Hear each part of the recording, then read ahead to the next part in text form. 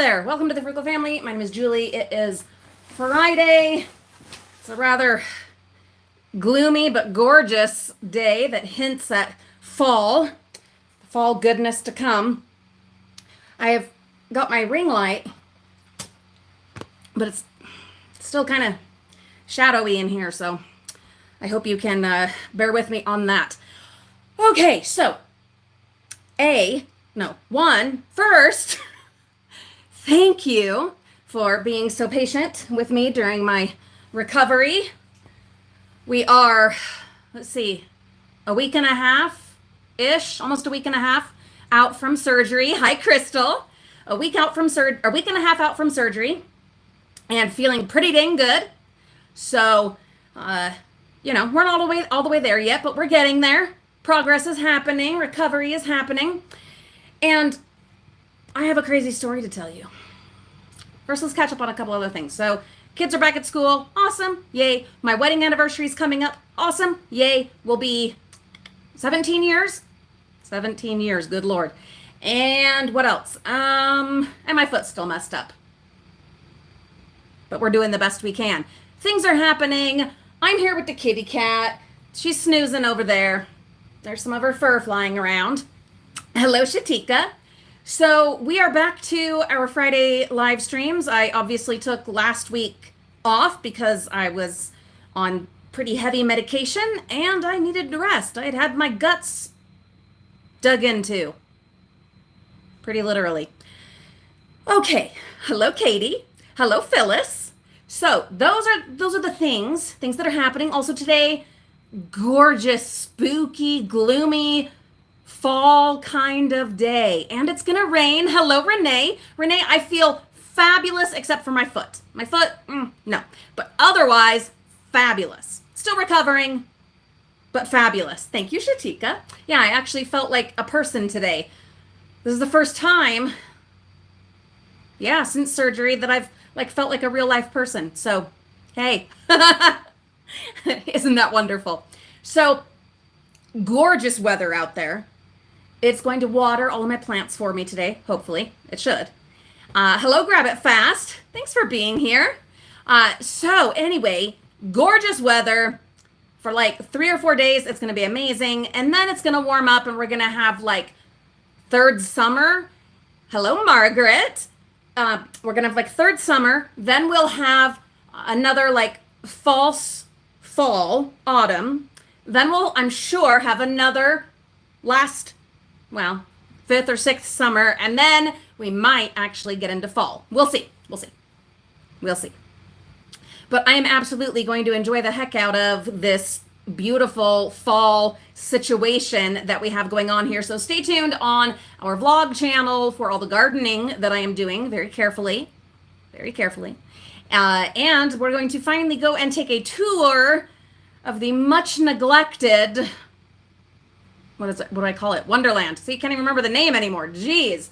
Wonderland Memorial Garden out there that I have not touched this pretty much whole year. Oh, Crystal with a $1.99 super chat saying, love you, darling. You look amazing. Oh, my sweetness. Thank you. Like I said, I felt like a person today. Thank you for noticing. Hello, Denise. Welcome.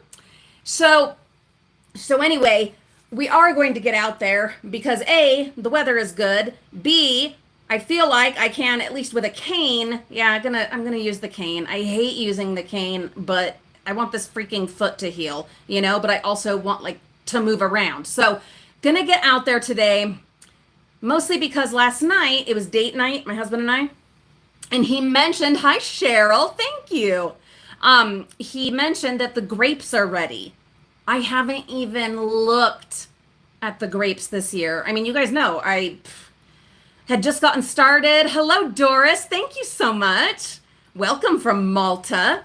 I had just started the hiking, the gardening, all that stuff. And then, hi, Sandy. And then, of course, destroyed my foot while gardening. And so everything got thrown off. You guys remember. Then, of course, I was dealing with the digestive problems. If you're unfamiliar with any of that and feel intrigued at all, that's all documented on Frugal Mama's Time Out, my grown-up, uncensored, unfiltered channel. You've been warned. And there's Canadian girl Renee, my darling Renee, with Canadian $1.49 Rose super sticker or sticker chat. What are they called? Super sticker? Or is it just sticker? I don't know, but it's a beautiful rose. So stay tuned, Renee. Over on Frugal Family Flies Again, you're going to see some glorious roses either today or tomorrow because, oh my God, they're so beautiful. They're so, Once you deadhead them and like take care of them, they do amazing things. It's weird. So anyway, my husband was like, yeah, he and my son had been out picking grapes and they're like, yeah, they're ready. And the grapes are ready. I feel like we kind of, in a way, in a very privileged first world problem kind of way, lost our entire summer. But let's try to make the best of fall, shall we? I think we shall.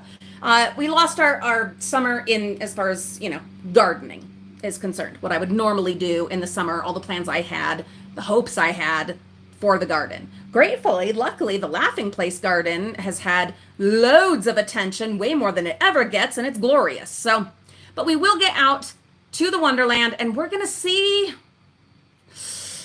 Oh, hello, Heather from England.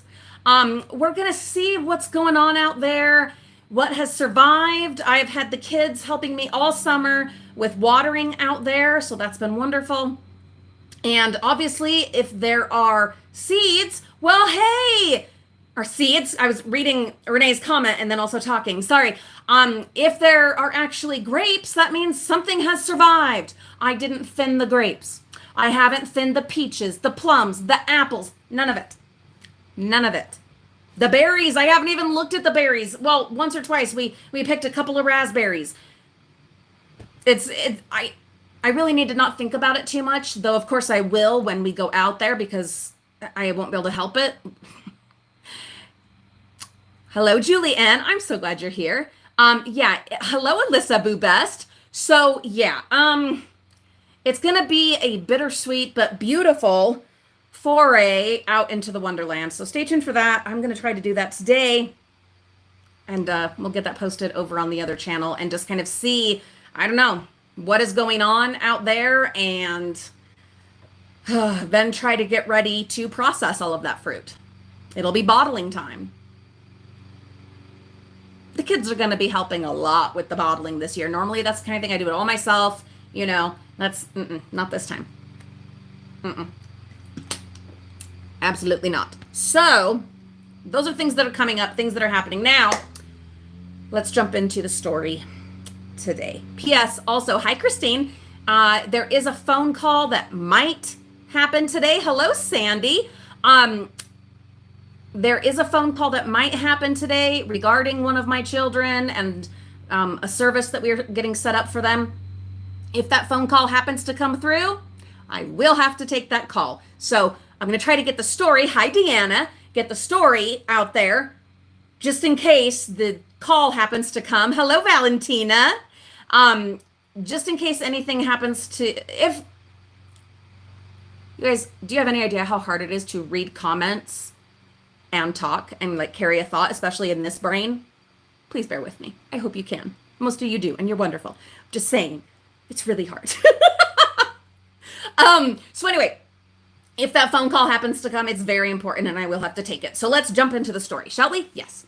So, we went camping a couple of weeks ago. This was right before my surgery.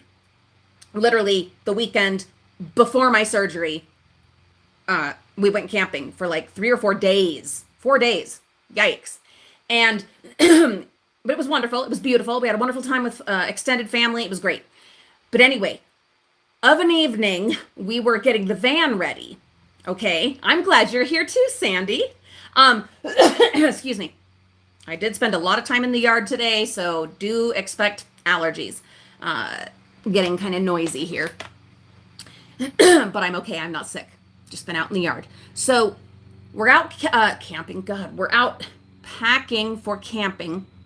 We're in the driveway, loading up the van. And I'm talking to my husband. He's sitting out on the rock wall. He had just gotten home from work while the kids and I were loading stuff into the van. And I noticed a minivan kind of pulling up and then crossing the street and parking. And they were obviously looking at us. And I'm like, oh no, it's happened. Because you guys know, we've had some adventures, even with our little teeny tiny YouTube channel that we have. We're just this little average family in Utah.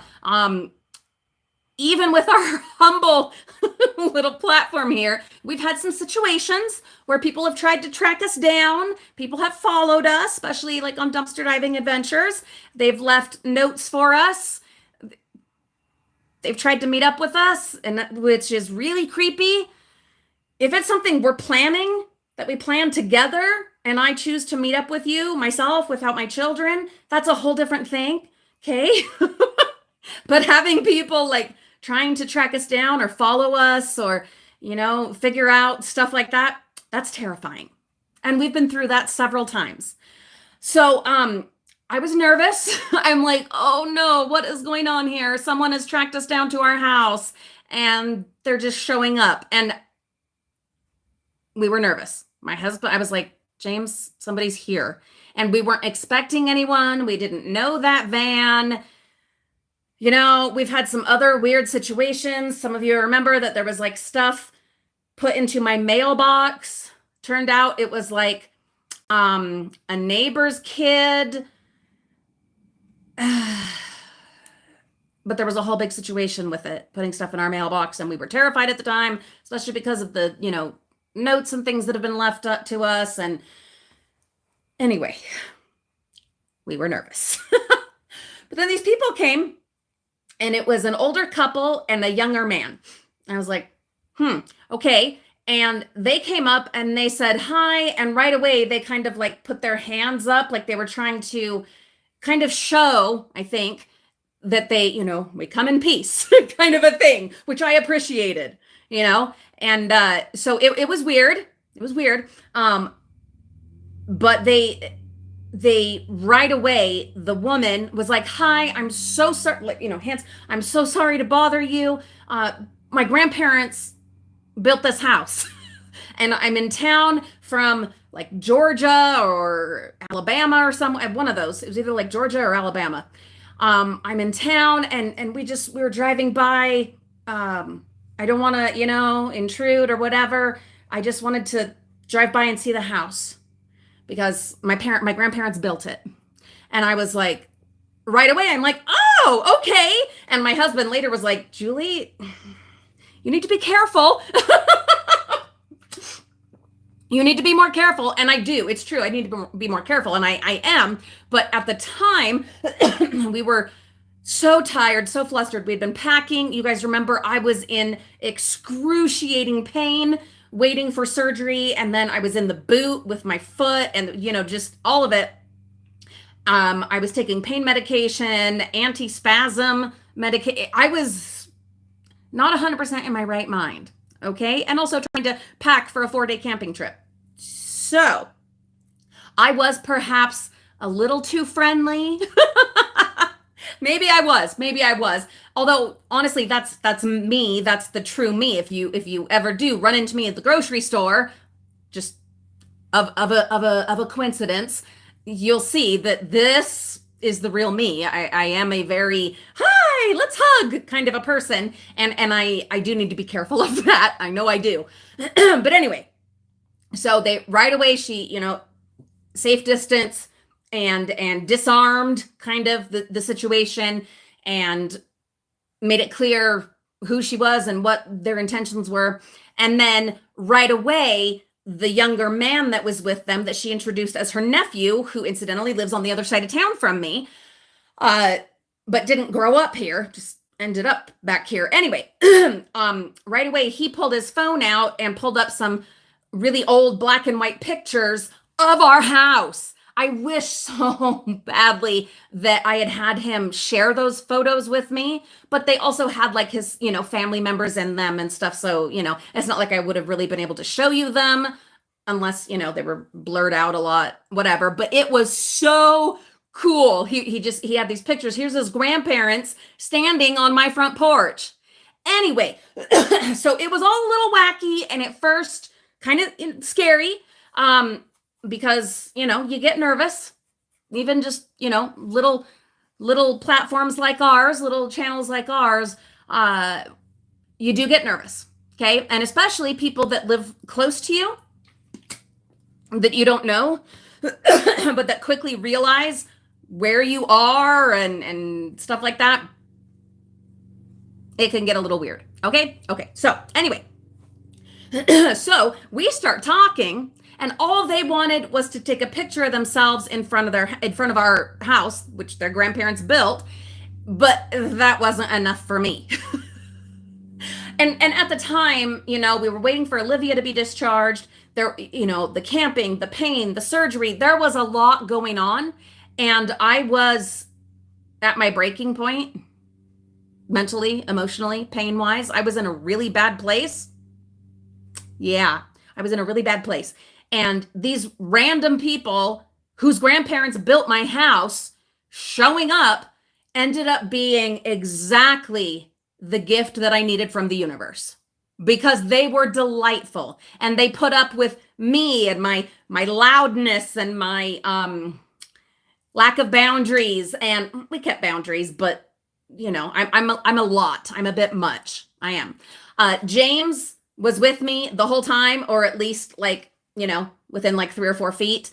But I ended up taking them out to the backyard and talking about it. And dare I admit, we brought them into our house, not downstairs, just on the first floor, because the downstairs wouldn't have existed back when their family lived here. Was that a smart thing to do? Nope. Absolutely not. And my husband later was like, so you brought perfect strangers into our house. Yep, I did. Will I do that again? No, that was a situation. Okay. That was a situation. Like I said, I was not 100% mentally there. And you guys know there was a lot of stuff going on. Okay. And it just happened to be at that moment that this situation showed up on my doorstep or driveway. So yeah, no, we brought them in the house. We chit-chatted. We showed them the improvements we had made, things we had gutted, how small their grandma's original kitchen would have been, their lack of any kind of living space, because at that point there would have been 2 bathrooms, which would be our living room, because it was a bedroom, or not bathrooms, bedrooms. Sorry. There was one. No, there wasn't even a bathroom. There was an outhouse. Oh God, we found out so much amazing stuff. And I have a reason for telling you all of this, besides just wanting to regale you with my story and tell you what a lunatic I am and this dangerous thing that I engaged in, but that ended up being absolutely wonderful. So this room, our living room, was a bedroom. And my husband's office / bike room. No, I know, Julianne. Yeah, they had literal proof that their family built this house, and I didn't get any wacky vibes from them. You know what I mean?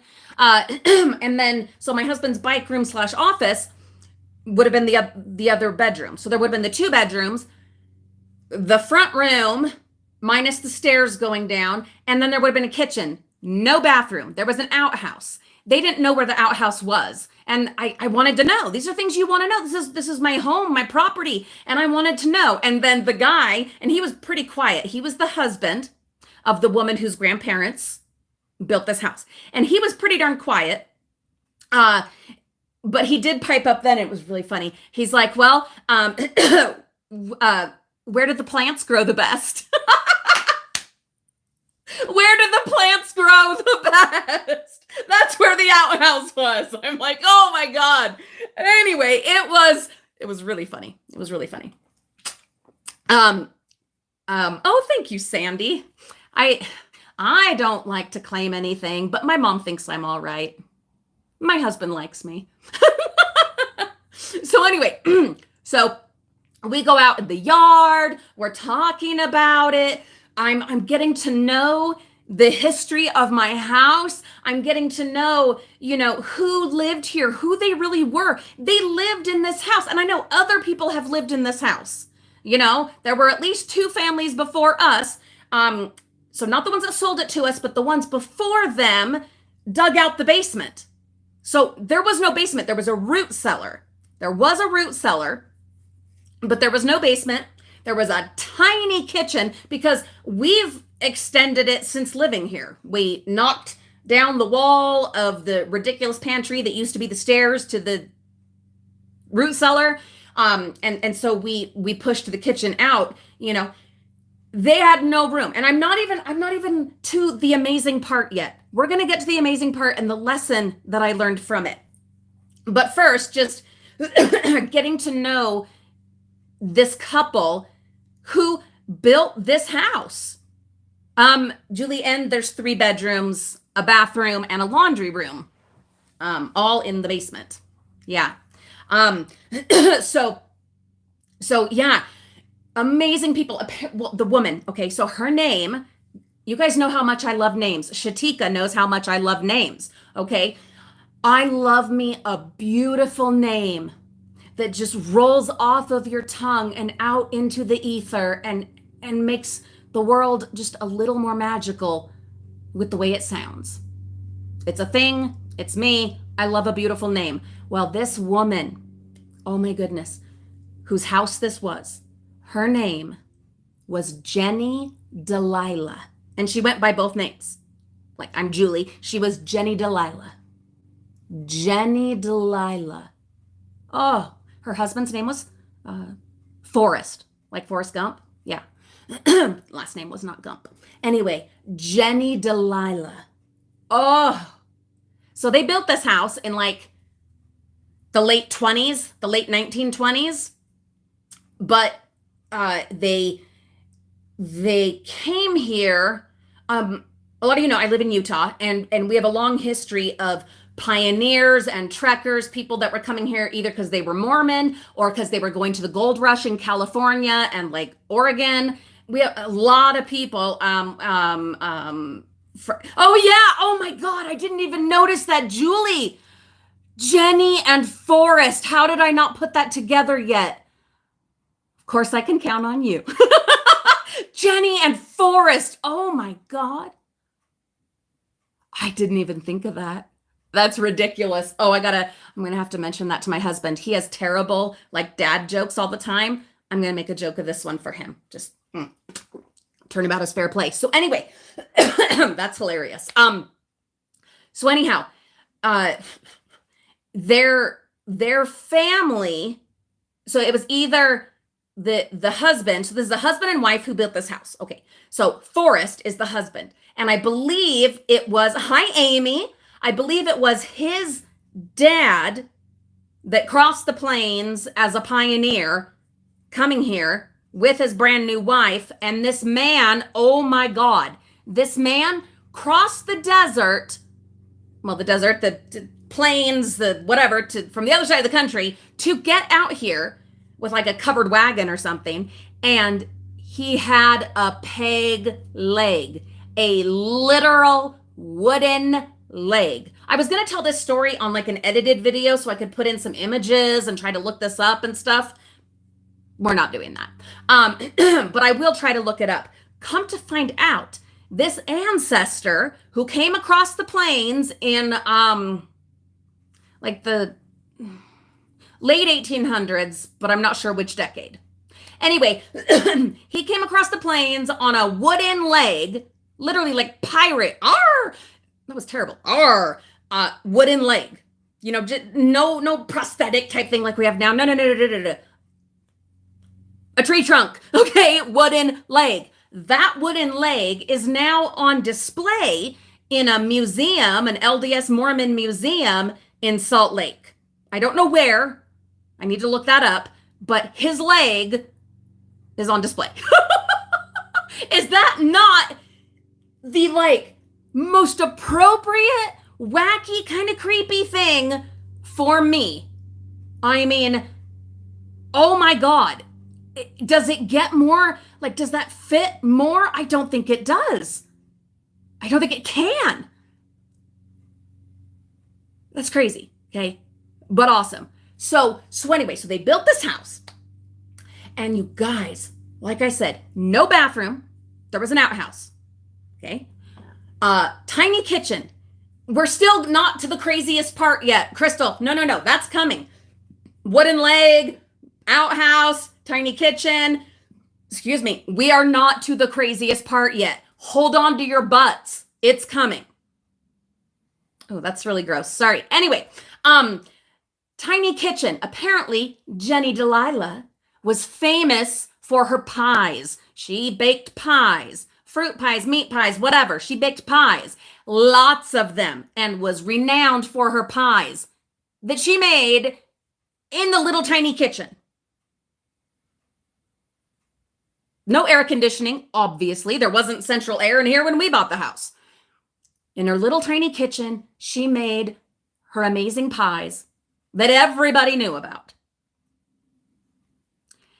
There's actually two really amazing parts now that I think about it. Which one am I going to tell first? Okay, I'll tell the spooky one first. Then I'll get to the other one that really made me reflect on my life, our home, gratitude, stuff like that. Okay, so, oh, thank you, Crystal. I feel good today. This feels so good. It's good to feel good right now. Hi, Stabies. I'm so glad you're here. So, okay. Sorry, bounce you guys there a little. Had to get the water. Okay. So, the ancestor, let's see. I have to tell this in such a way that I don't give too many details. Trying to be more careful than we used to be, okay? But I had known that there was a store, an establishment, that in the 1880s, I believe it was, there was a gruesome murder. Gruesome. Never solved. Where someone had come in to this retail establishment that's close to me and murdered the employees. I think there were two, the employees that were there. Early in the morning, or was it late at night? I don't remember. It was years ago. Incidentally, I only found out about this story. You're not even going to believe this. All of this, just the way it clicks together is unbelievable, but it happened. Years ago, dumpster diving at a public school. You know, I find so many books and things like that. I ended up finding in a recycling bin, back when our schools had recycling bins, I found a wire-bound book, the kind that you like go to Kinko's, you know? Is there even Kinko's anymore? I don't know if there is. Or you go to UPS store, whatever. Anyway, and it's like a homemade type book, you know? This was a book they wrote, and then they went to Kinko's and got it spiral bound. You know what I mean? That kind of book. Well, it was in the dumpsters. And English major here, okay? I love to read, and I love history, and I love just mysteries, things like that, and murder mysteries, and you guys know, okay? Huge horror fan here. So anyway, check this out. In this book is where I read that story.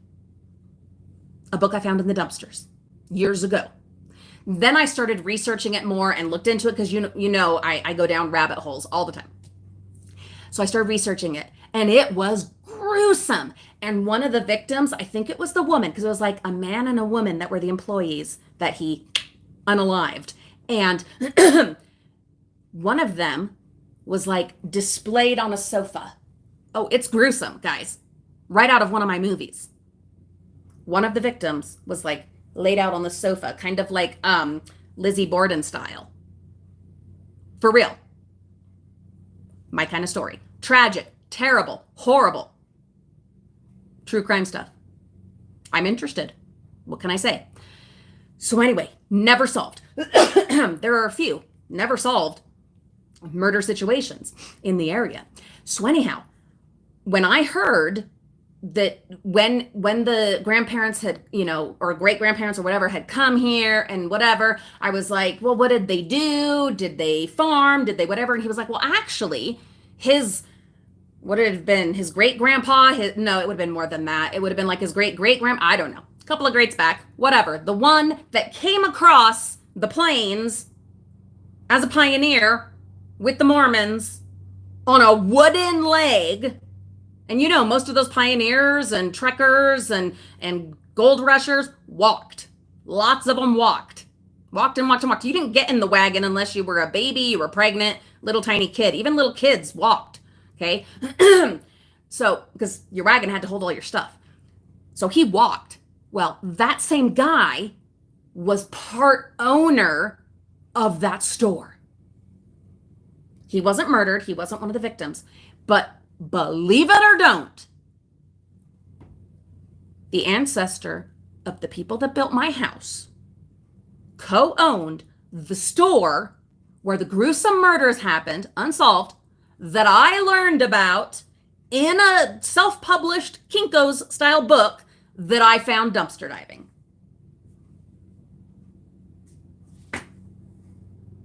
Is that, come on, is that crazy or am I crazy? Oh, that's, let's don't go to that. Let's don't do that. That's not wise. Yeah. Excuse me. Sorry. Allergies, not sick, allergies. Been gardening.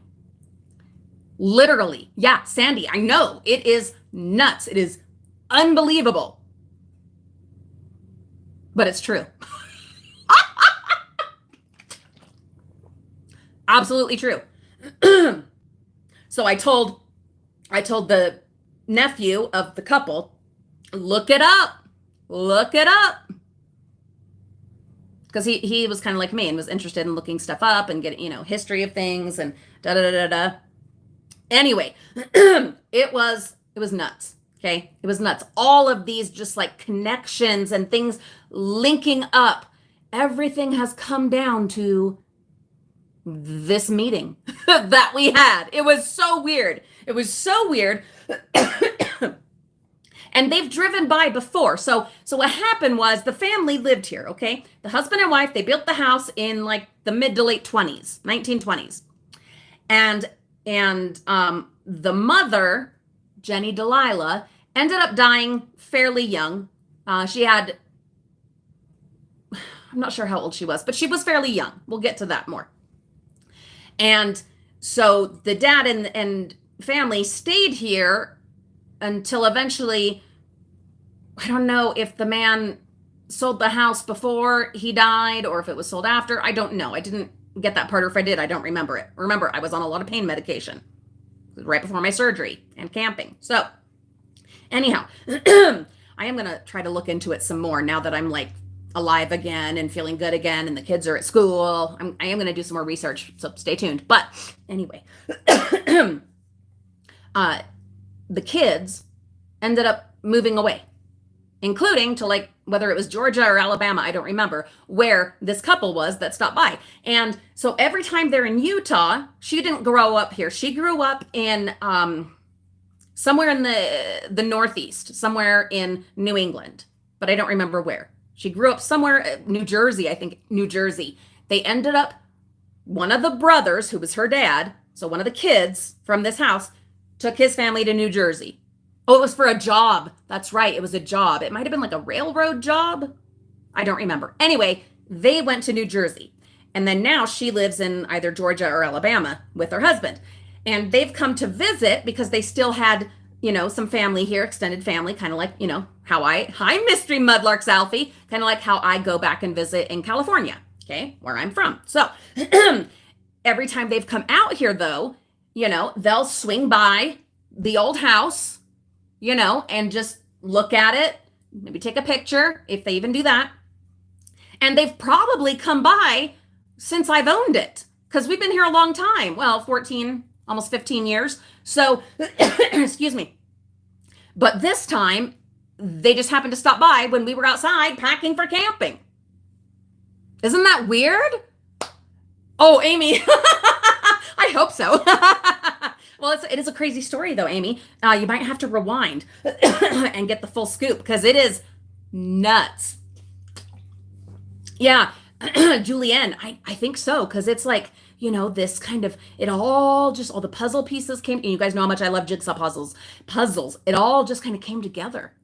It was really bizarre. Really bizarre. So anyhow, so crazy thing number one, I got to see pictures of the people who built my house. I got to get to know them. That was crazy, unexpected. I heard so many stories, like two of the sons. It was the same exact porch. They even had pictures of the pillars. You could see they were exact same pillars, wooden pillars out here. It was amazing. I didn't think that our porch was part of the original house. I just, for whatever reason, I didn't think so. No, it was. It just didn't have porch railing. So anyway, two of the boys considered themselves pugilists. You know, box. They loved to box. And they would box out on the front porch. They didn't have, you know, the stuff on there that I do. You know, my deck box, my chair, the cat bed, plants.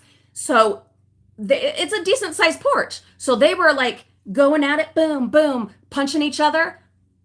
One of them punched the other one through the front window. What?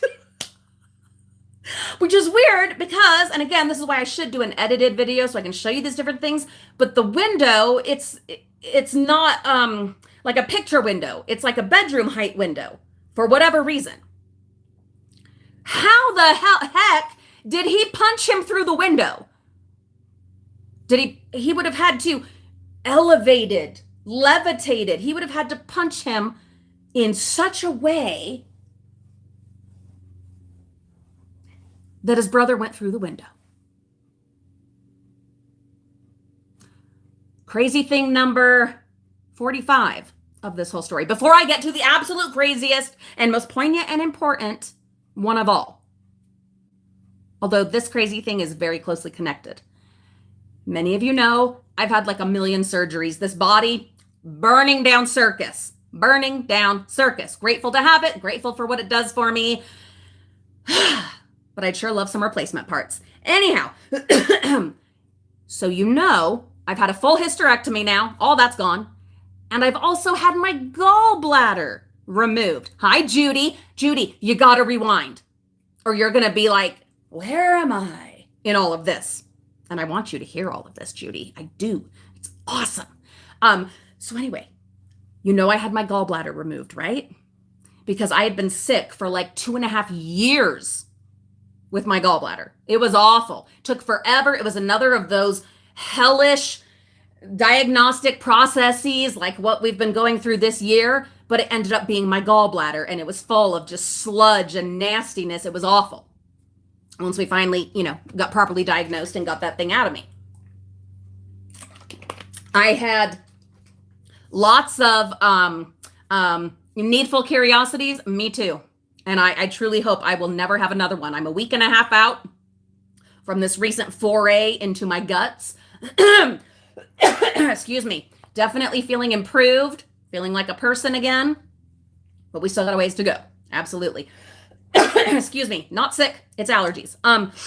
So get ready for this. You're not going to believe it. Well, but you will, because it's true. Jenny Delilah. I said she died fairly young. Guess what she died of? Guess. Comment time. Guess what she died of?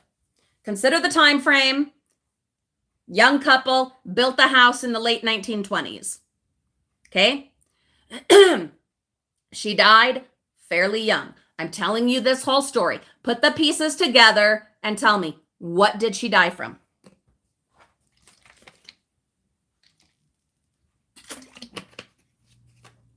Hello, Lightning Anna, my darling. Not childbirth, not gallbladder surgery. But yes, Julie N. Yes. Oh my God. A ruptured gallbladder.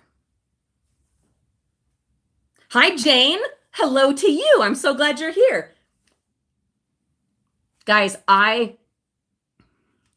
later on, after the people had left and I was on my own, I went through a lot of thinking because you guys know I was in a lot of pain. We were getting ready for Olivia to come home. There was a lot of stuff going on, okay? There was a lot going on and I was in a really wacky place at the time.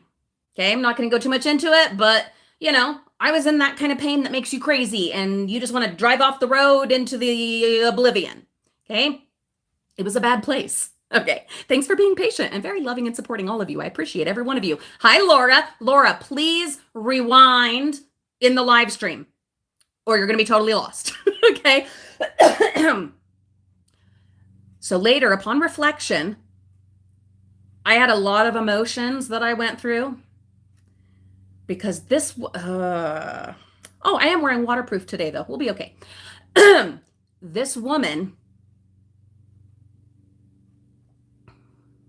this was her house, this house that I'm living in. She died of a gallbladder attack, rupture, both. They didn't catch it in time. They could have saved her if it had been caught in time. I mean, we're not talking, 1745. Okay, this was the, kind of mid 1900, what would have been in like the 50s, something like that. So it was the kind of thing that could be treated. But I think about it, it took over 2 years for mine to be diagnosed and then removed. And that's in the modern day. Okay. Hi, Robin. Thank you so much, Robin. I feel like a person again. I'm still recovering, got a long ways to go, but I do feel like a person again. But it wasn't caught in time because they are just damn hard to diagnose. I don't know why. I don't know. But gallbladder disease is a hard one to diagnose. You can pass all the tests that they do, the diagnostic tests, and still be totally diseased. I don't wish that on anybody because it is hell, absolute hell. Yeah, Julianne knows what I'm talking about. Excuse me. So anyway, this woman whose house I am in, I mean, yeah, it's my house, but guys, it was her house. They built this house. She baked her pies here. Her kid punched the other one through the window here. Okay. She died because of her gallbladder.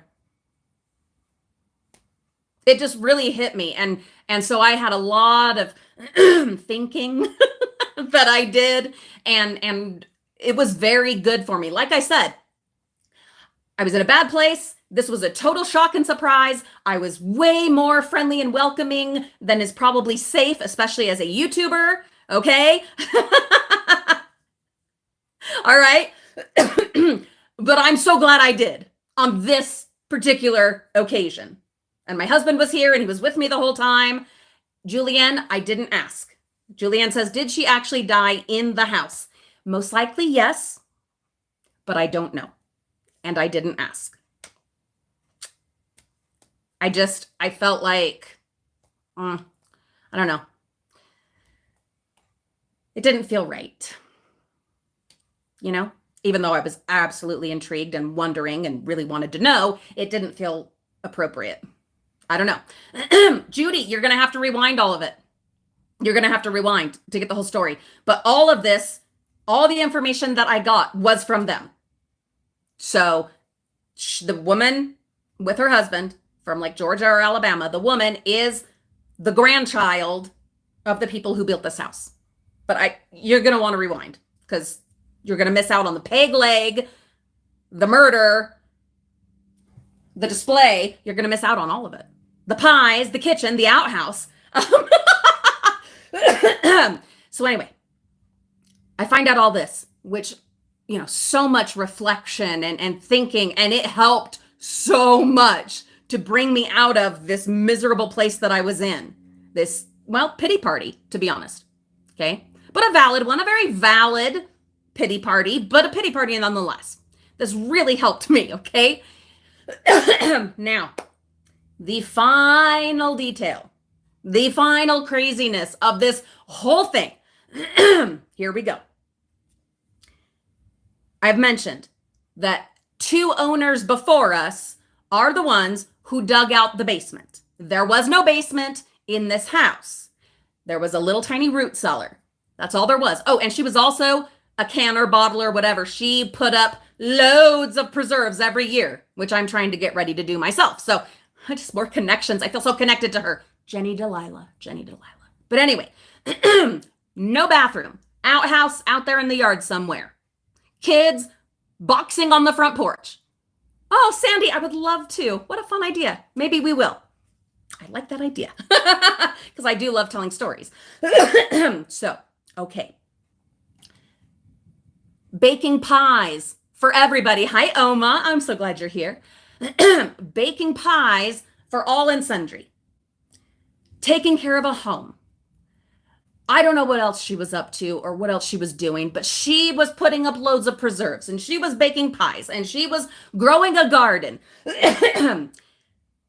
Guys, get ready for this.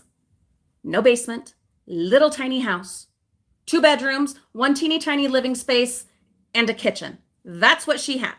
Pretty good sized property, but but anyway, that's what she had. Guess what else she had?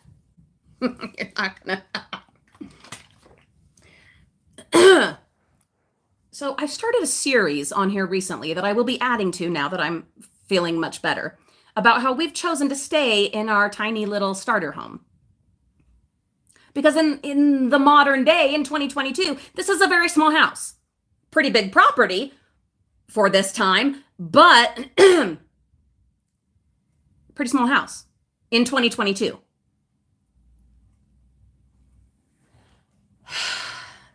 And I've been overwhelmed, and I've had my moments of complaining to myself and feeling overwhelmed because we have too much stuff, too many passions, and no room. Yeah, she was Mormon, Julianne.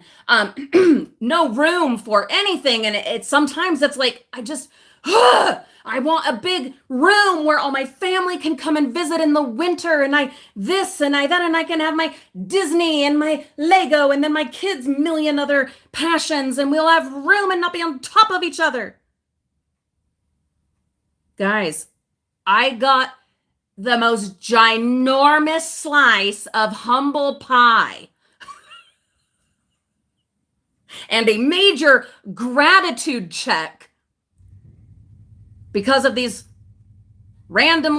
people randomly showing up whose grandparents built my house. Yes, Julianne, she was a Mormon. Yes, she had a lot of kids. How many did that woman give birth to? 11 kids. 11 kids. She gave birth to 11 children. One of them, unfortunately, passed away. Rest in peace. Okay. Hi, Rita. One of them passed away. She raised, but you're right, Julie, because one of them passed away really young. Okay. She raised, until she died young, 10 kids, including 2 pugilists, knocking each other through the front window. She raised 10 children in half of my house and with no kitchen. No kitchen, no bathroom. God, I've only had one little tiny cup of coffee today. The rest is waiting for me, and I'll be having it here soon. Guys, in what is the size, would have been the size of a good-sized, maybe, hotel room. Like a hotel suite. What is the size of many people's garage in the United States in 2022? This woman, Jenny Delilah, and Forrest, her husband, raised 10 children. And made pies and bottled preserves. Grew a garden.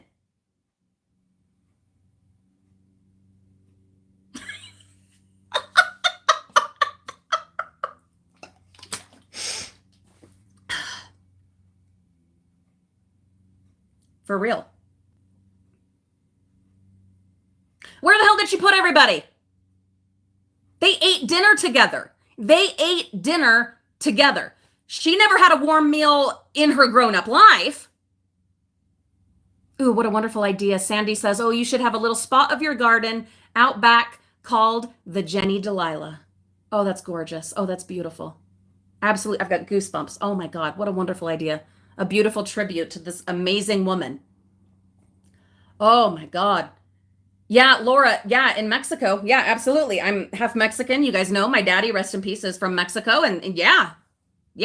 Grew up out on a ranch, little tiny kind of adobe brick house. I mean, guys, 10 kids, no bathroom, teeny tiny kitchen, no living space. There was none. There was no living space. Because even when we moved in here and there was already the full basement and 2 bathrooms, this room, our living room, was a bedroom. So they had literally the front room minus the stairs. That was their living space, guys. So obviously they would have spent a lot of time outside. And especially because they didn't have air conditioning, they didn't have electric fans in the beginning. They didn't have swamp coolers or air conditioning window units. They didn't have any of that. But chores still had to be done.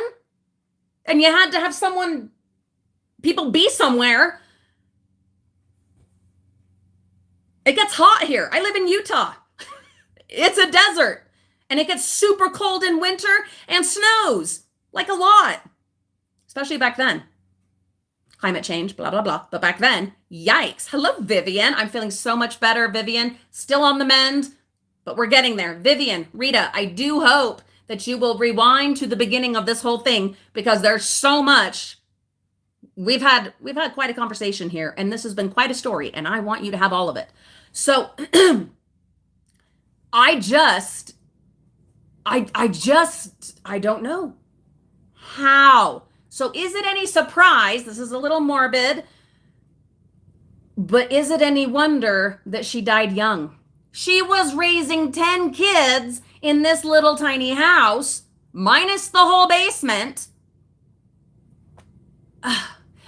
Jane, if that's something you really want to do, there's, what do we have? Patreon, but that's like a monthly thing. And there's like PayPal in the video description of like our edited videos. There should be that. So you could do that. And then on here, there's like super chat, but you have to like have a credit card linked to it, or PayPal, I guess is what Crystal is saying. But please don't ever feel like that's something you need to do. But if that's something you would really like to do, thank you very much. That is very generous and very kind. So yeah, there's like PayPal, and some of my videos even have the buy me a coffee link. That's another way. Yeah. Anyway, so thank you. Thank you for asking. And thinking of us. Ooh, I have a UPS order. Hi, UPS guy. Anyway, so no wonder she died young. Jenny Delilah. So those 10 kids, the one in, I'm scared of Cash App, Julianne. I'm really scared of it. It scares me. I did finally get Venmo because I needed to pay like a tutor for one of my kids and ended up getting Venmo, but I don't really use it. So anyway, so the dad, trying to keep all this straight. The dad, no. The grandpa, God, the dad, no, that's right. Okay, the dad of the woman who came to our house. He was 15 when the mom died. And he, if I remember correctly, was kind of a middle child in the 10 children. The oldest was like 18 or 19, a daughter who ended up, of course, as things, often go, she ended up basically raising rest of kids.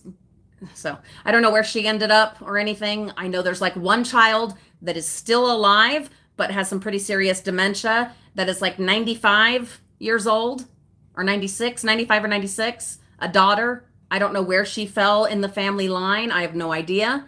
Oh, well, Jane, thank you so much. You'll get a shout out for that. And you'll get your name at the end of our edited videos on this channel and Frugal Family Flies Again. So, but anyway, so I don't know how old she would have been, but check this. So the oldest daughter was like 18 or 19. The middle child was like 15. So she was probably, there was no birth control. There was no family planning. There was no nothing. It was just, boom, boom, boom, boom. Kids, kids, kids. Plus they were Mormon. So all of that. She was popping kids. Okay? Popping kids all over the place in this little tiny house. Most of them were probably born here. I don't know. Maybe they weren't, but it's very likely. It's very possible. So anyway, she died when the middle child, middle-ish, was 15. So there still would have been several younger children. Yeah. But apparently, other family, because they had other family in the area, and kind of their, church friends and neighbors and everybody kind of rallied around them. It was really a beautiful story, and helped them, because the dad was working full time, and had 10 kids all of a sudden. So people stepped in to help. But what ended up happening, and this breaks my heart, but this is what often happens. Thank you, Rose, my love. Oh, I'm so glad you're here. I feel like a person again today, Rose. I do hope you'll rewind, Rose, this entire thing, because I want you to hear this story, okay? It's been amazing. But anyway, so this often happened in those times, okay? You've got the dad, he's working full time. They're not well-to-do. They're not, high on the hog or anything. They can't just hire a nanny to come and take over. The older sister, she's doing a lot of, helping raising the kids, people in the area, neighbors, church friends helping. But what ended up happening, which was not surprising, but still very sad, is it's 10 kids, guys, 10 kids. They got sent out to different relatives. Some of them were still very young, and for a man working full time to try and then you can't just have this 18-year-old girl raise all the other 9 kids. So unfortunately, yes, they did live here. Some of them stayed here after Jenny Delilah passed away. A lot of them, especially the younger ones, got sent to relatives to be raised. And that broke my heart. Oh God, that broke my heart. That was, but that was the way it was. Okay. You have a whole bunch of kids and, one of you dies, the man or the woman or whatever, the kid's got to go realistically, it was too much. And yeah, I don't know where all of them ended up or who they ended up with or I don't know. But some were still here being basically raised by the oldest daughter, and the others, I think they were all still in the same state because they had a lot of family here. But they didn't live here.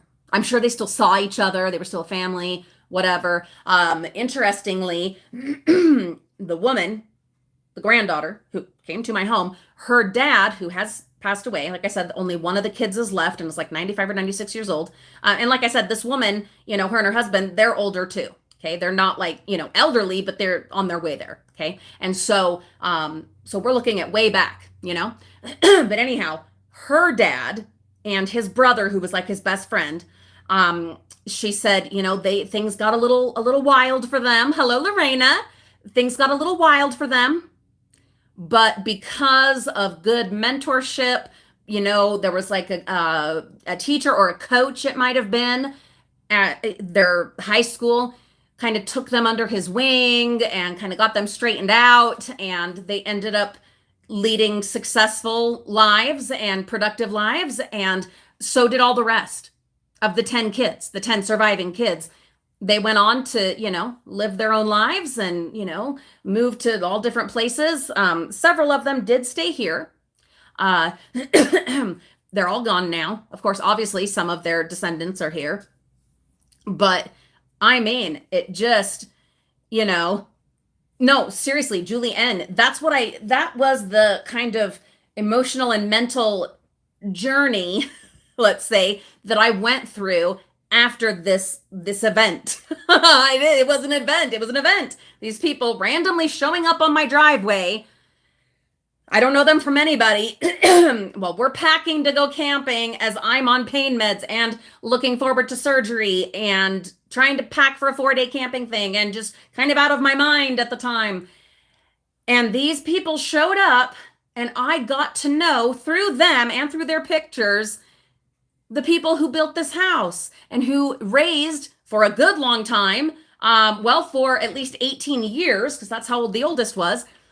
They raised their family of 10 kids in this house, the first floor, because the basement wasn't here yet, with no bathroom, and a tiny kitchen and no real living space.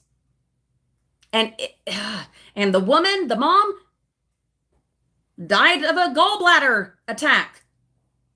I was able to live through mine and had it removed. And here I am still raising my children. Hallelujah.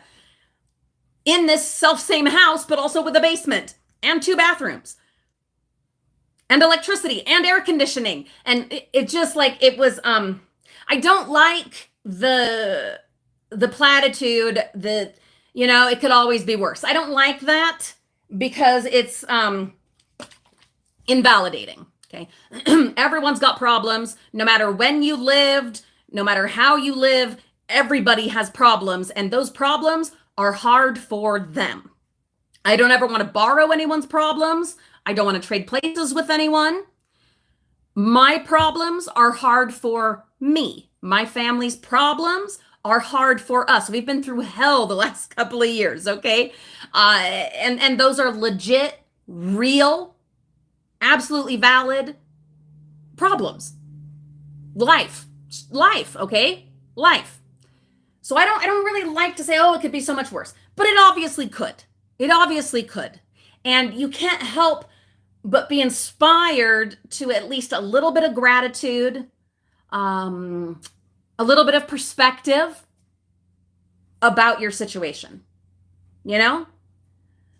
where if nothing else, you kind of, and even if for a little while, get lifted out of your pity party enough to step back and see the whole situation. Hello, Manuela. Manuela, I hope you will rewind this whole live stream. This has been so much fun for me, telling this ridiculous, crazy story that is pretty unbelievable, but is true, of some people randomly showing up at my house, and their family built this house a bazillion years ago.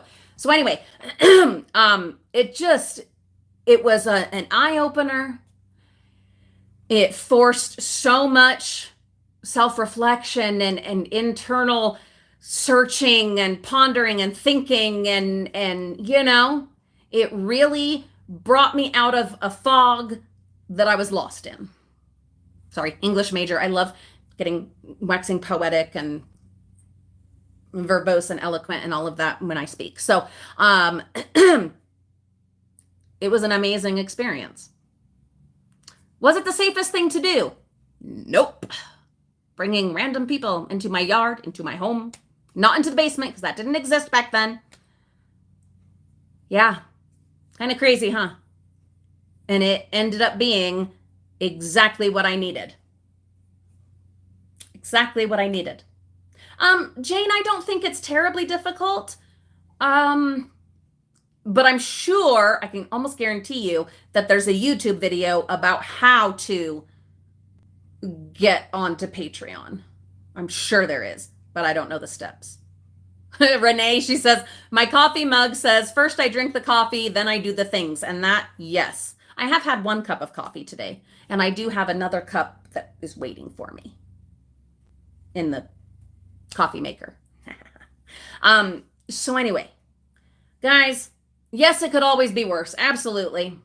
And at least it's not this. That's why I watch horror movies. So that, Renee knows how. She's a freaking long-time Patreon supporter here.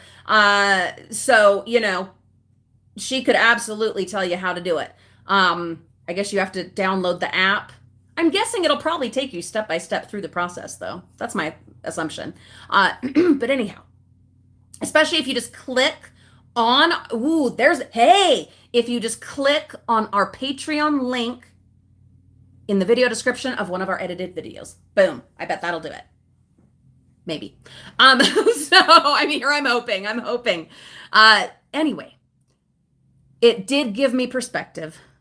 It did allow me to, at least for a while, rise above the pain I was in, to feel lots of gratitude, to have more perspective on the situation. It did help. Yeah.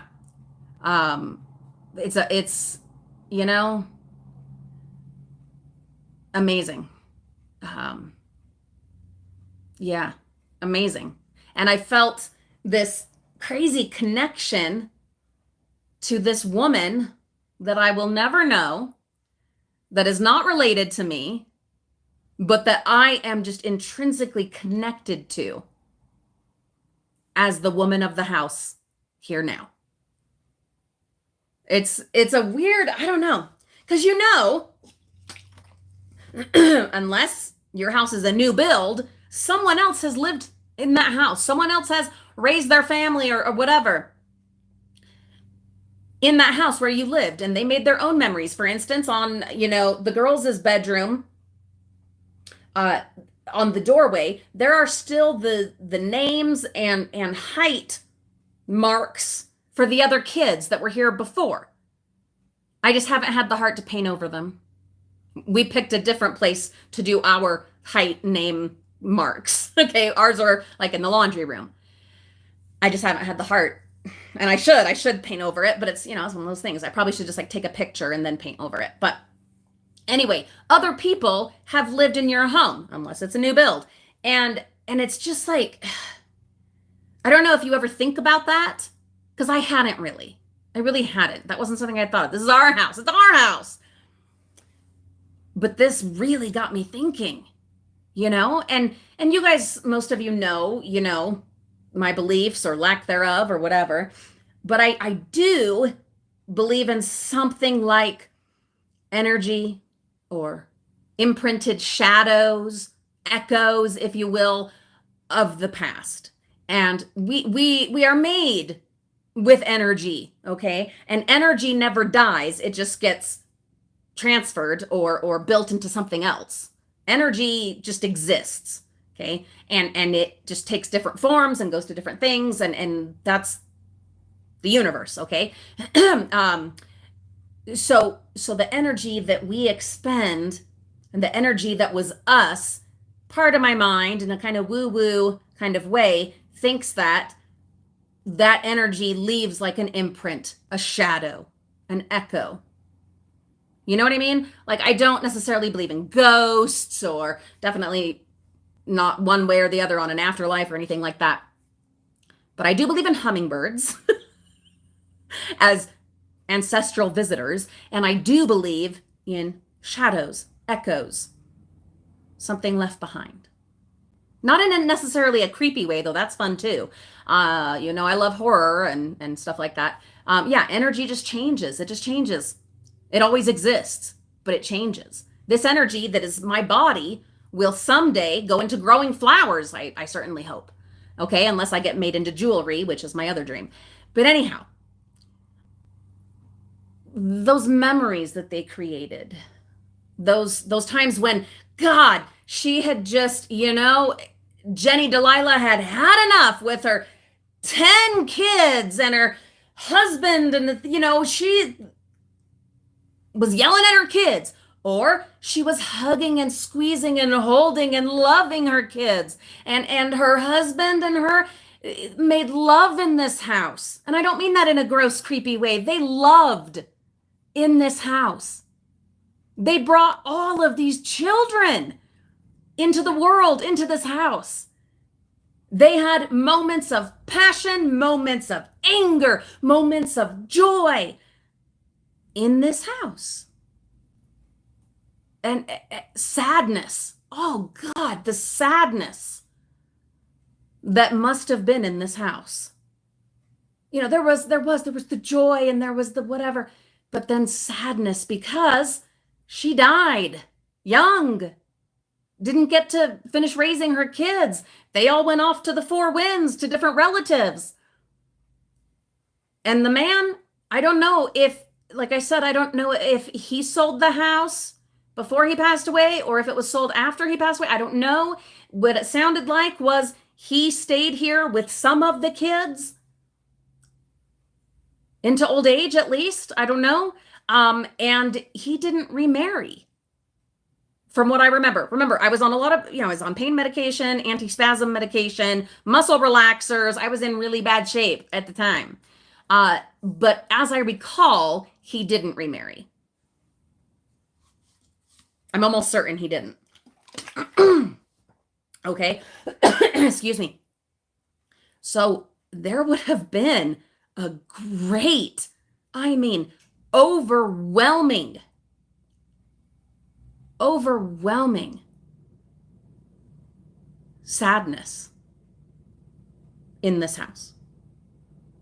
I don't know. Think what you want. You think your thing, I'll think mine, and we can respect each other's thoughts.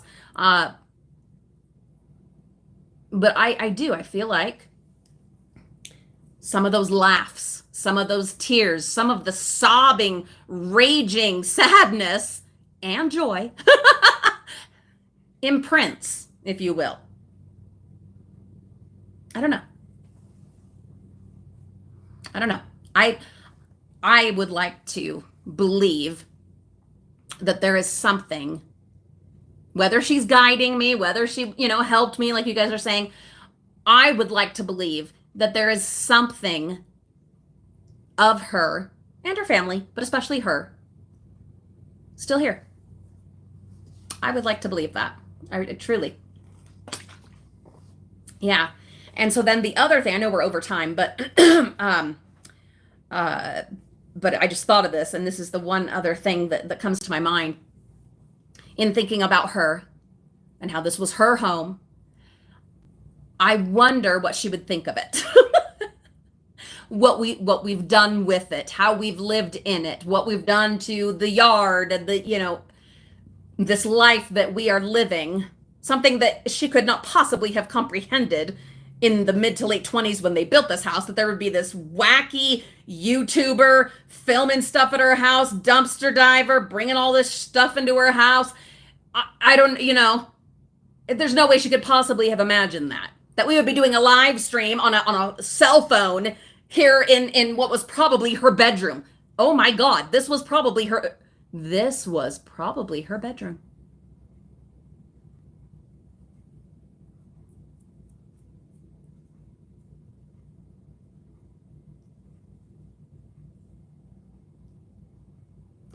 Wow.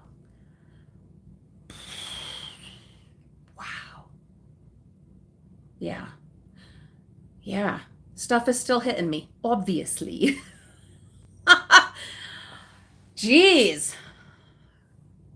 God. That's some weird stuff to think about. And like I mentioned at the very beginning of this live stream, on a perfectly gloomy, cloudy, rainy, gorgeous autumn, fall type of day. Perfect day for this kind of conversation. Wow. But I wonder, would she approve of what I've done here? Of what we have done here, of the life we have lived here, of what we have done with her home?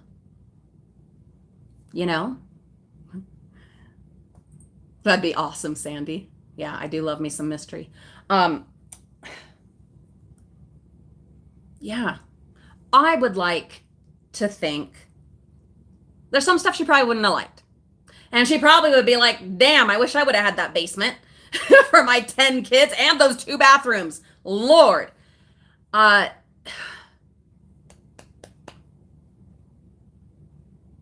I would like to think that she approves. She's probably also thinking, will you just finish all your projects already? Fine, you did what you wanted to my house, but will you finish the projects? Can you just finish the projects? I mean, I don't blame her.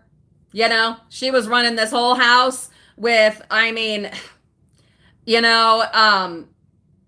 little tiny kitchen, 10 kids, no basement, no bathroom, and still baking pies for the whole world. Sandy, what a lovely, yes, Julie, I will, absolutely. So, she was still able to bake pies for everybody. You know what, Crystal, maybe I will. Maybe I should do an edited long form video of this story. I don't know. So that we can put in some of these other details of things that we're talking about. I don't know. We'll think on it. Let's think on it. Yeah, I really hope that she approves. I do. You know how, You want to make your parents proud, you know? It's just kind of a thing. Uh, Especially once your parents have passed on. My dad, rest in peace, you know? You wonder if they approve of you and what you've done, you know? Um, oh, Julie, I make the most amazing apple pie filling. And then James, oh my God, you just brought another one, didn't you? Another freaking connection. I make the pie filling and I bottle it. And geez, and James makes the crust. And he taught Olivia how to make his crust because he makes amazing pie crust. And I make amazing pie filling. And then we put them together and it's delightful. Yeah, we're going to have to make some pies. But you know, you want to make your parents proud. You want them. Hi, Elizabeth. I'm so glad you're here. You want them to approve of what you've done with your life. Or to, you know, not be embarrassed of you, not be ashamed of you, you know, to be proud of you. That's just kind of a natural thing that, you know, we feel towards our parents. A lot of us, anyway. Whether that's healthy or not, it's a thing that a lot of us feel. So, but for me, yeah, I want to make Jenny proud as well. It's weird. It's a weird, I don't know. Renee, have a wonderful time with your physical therapy. I hope it is lovely and not too painful, but most especially, I hope it's helpful. Anyway, yeah. This was really great.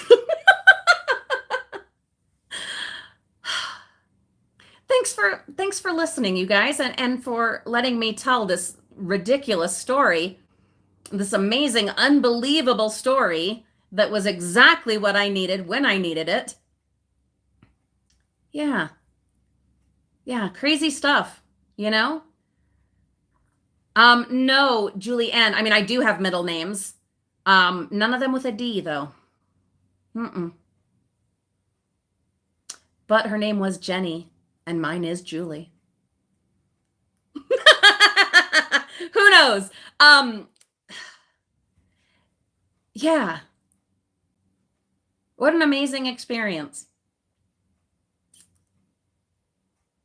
Anyway, it doesn't mean I'm not going to still be frustrated with my little house and our millions of things that we want to do and you know, still wanting to build that room on the back so that I can have all my family come over because I got a big family too. There were 8 of us from my mom and dad and then 2 half siblings from my dad. I would love to have everybody here in a big room in my house. I'm still human. I still live in the year 2022. Okay. And there's still going to be times when I'm just damn frustrated, you know, obviously. But hopefully in those moments when you're just like, God, give me some room to breathe in here. Hopefully the story of Jenny Delilah and her family, hopefully that will come back to me. Or her essence, her energy, I don't know, whatever, will come to me and remind me that I'm still here raising my kids in her house. All of us together. With bathrooms.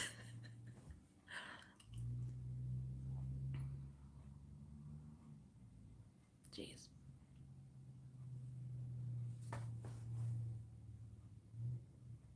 I hope this comes off positively. This wacky story of mine. We could all use some optimism, some positivity, some feel goods. Anyway, hopefully that is what this is for you. And for me, God, it felt good telling this story. And it got me thinking again. And now, of course, I'm going to go down the rabbit hole and I'm going to do some research. Because, of course I am. I have to figure some stuff out. I know you're wondering, maybe you are. I know a lot of people are. They have to be, because I was too. And they asked as well, these, you know, the family that came, if we had found anything, because we told them we've gutted the whole first floor except for the bike office room. The rest of it we've completely gutted. Rewired the whole house, redid some plumbing in the house. We have gutted it, and we've dug up the entire backyard. And we have a huge backyard. Many of you know it's not just the little enclosed laughing place garden. And stay tuned on Frugal Family Flies again. I'm going to be taking you out to the Wonderland Memorial Garden. Finally. We've dug up the whole thing. When we got here, it was like dead grass, dirt, no sprinklers, and piles of old concrete from God knows what. That's what was here. And in the front yard, there was grass that some of it was alive, and there was the ginormous tree and a couple of sad bushes and the vine and that weird desert tree that's growing there. Anyway, we've dug everywhere. Okay. And we've been into all the walls and into the attic and the ceiling. Hi, Rachel, my darling. Oh, I'm so glad you're here. Rachel, please promise me you will watch the entire live stream. I'm also going to try to get an edited video done about it, but please watch it. I hope you will. So we've dug everywhere. We've pulled everything apart. And what we have found was nothing super exciting. You would find maybe like old pieces of newspapers, because people used to use them in their insulation and things. And in the yard, things like, broken dishes. Things happen, okay? She was raising 10 kids in a little tiny house. In half of this house with no bathroom, there were broken dishes. Okay? Whether they were thrown in frustration or it was just her 10 kids dropping and breaking these dishes. We have found broken dishes, pieces of broken dishes, bottles, like glass bottles. What were they from? I don't know. I'm not going to judge. The man lost his wife and had most of his kids have to move away while he stayed here in this house. If he turned to drink, I don't judge him at all. Okay. I don't know. I don't know for sure. Okay. I only know what I've found, and it's, an archaeological mystery that I will never have the answers to. Still don't know where the outhouse was. Probably never will. Okay. Though I have an assumption. My guess is that it's under the lightning tree. That's my guess. Because that tree has survived everything. And that's what I told the family as they were here and we were talking about the outhouse. The husband had said, no, just look wherever, things are growing the best. Well, that tree survived a direct lightning strike. A lot of you know this, even with us forever, a direct lightning strike. And with, oh my God in heaven, with my children and a bunch of the neighbor children under it at the time. Do you know that story? We'll tell that story next week. Anyhow, it survived lightning.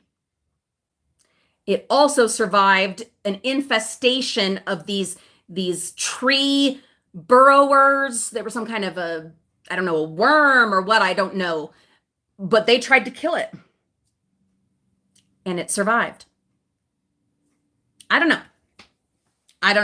These are all my creative assumptions. Guys, I've said it many times. I love to write. I love to read. I love mysteries. I love spooky things, and this is where I'm going with this. That degree that I earned, we're actually using it right now. I'm going to create my own stories, but I'm going to try to find out as much as I gave my email address. No, Laura, that didn't have any of the yellow jackets or hornets. That was a peach tree that's way out in the back of the yard. Oh, Jane, that would be amazing. Our P.O. Box mailing address is also in the video description of our edited videos. Yep, that would be amazing. I would love it. And someday, hopefully next year, that's the goal, that's the plan, I have to, you guys, I will get to England and do my garden tour. Hopefully during Chelsea or, Q or whatever, I don't know. And meet Monty Don. Probably not, but that is my hope and my dream. And to sit in a proper tea room with all the little cakes and sandwiches And I'm not a tea drinker, I'm a coffee drinker, but I will drink the tea and I will love it. I will love it. Someday, Jane, someday. Hopefully next year. Barring any other unforeseen disasters, good Lord. But anyway, I'm going to do some research. We're going to look into property records, and I don't know. I'm going to do some research. But I'm also going to create my own stories about who they were, you know? So no, we haven't found anything super amazing or exciting in tearing the house apart on the inside or gardening or anything. One thought, some of you might remember, you'll have to have been with us forever, but do you remember when there was what did James call them? They weren't regular wasps. They were something else. Not mud daubers. I don't know. But they were a Hymenoptera. They were of the Hymenoptera family. I'm allergic to all of those. You guys know this. And they had built a nest. Carpenter bees? They might have been carpenter bees. They had built a nest in our outside wall, the back of the house, in the original wood slats. So there's vinyl siding, this hideous vinyl siding that somebody put on this house and I cannot yet afford to replace. They built a nest in there. These, I think, carpenter bees. And so we had tried fighting it and then ended up having to have professionals come in and take care of it. And that was terrifying. Oh my God, that was a terrifying time. We couldn't even go in the backyard. But anyway, so in the process, we had to tear off some pieces of the vinyl, which we still haven't repaired. But it ended up being so fortuitous that we didn't repair it because it helped us to confirm some things in some of their pictures, some of their photos.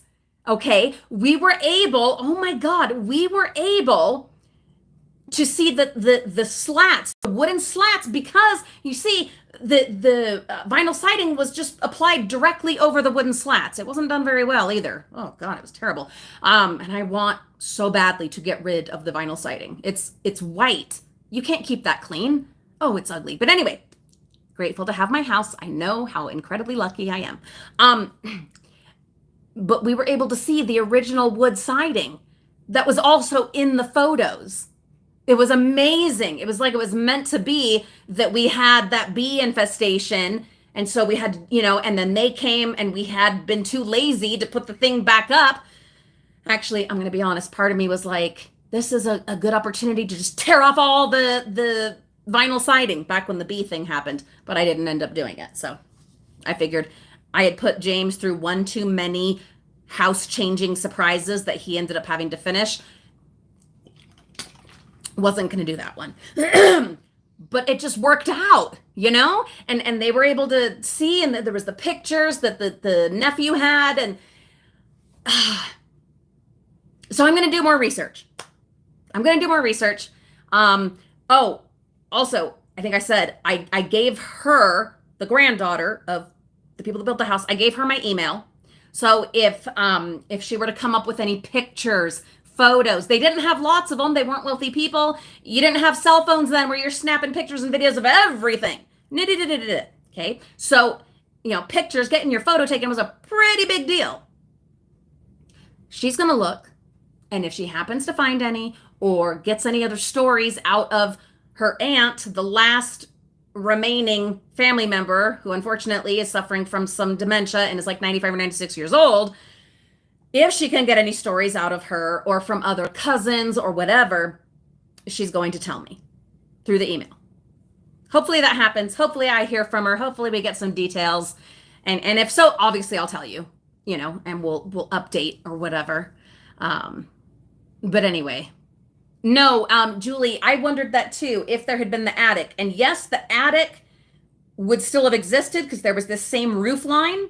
They wouldn't have had the pull down ladder like we have, because that's really recent, within the last, 15 years that the door with the ladder has been installed. So yeah, there would have been an attic, but it's never been a room. It's just beams. You guys know how many times have I almost fallen through the ceiling when I'm up there. So So no, it wouldn't have been a room. And if it had been, no one would have survived in there. There's no way they could have lived in there. We had to put in the fan in the ceiling. Other, it was an oven. It was an absolute. It was terrible. It was terrible. So no, I mean you wouldn't have had a room in there, especially without air conditioning of any kind. And it has no windows. It's a roof. It's this little space inside the roof. Yeah. So, and the actual structure, the exterior structure of the house has never changed. It's the exact same structure as when they built it. Except that now we have a basement and bathrooms. So, but anyway, this was so much fun. I'm going to go have my second coffee. I'm going to have some lunch. And then I've got a couple of videos to finish editing for the other channels. My grown-up channel, Frugal Mama's Time Out, and our vlogging channel where we garden, travel, Disney, etc. Frugal Family Flies Again. This has been, oh God, this has been so much fun. Thank you. Thank you for indulging me in this, whatever this is, this amazing experience that I've had.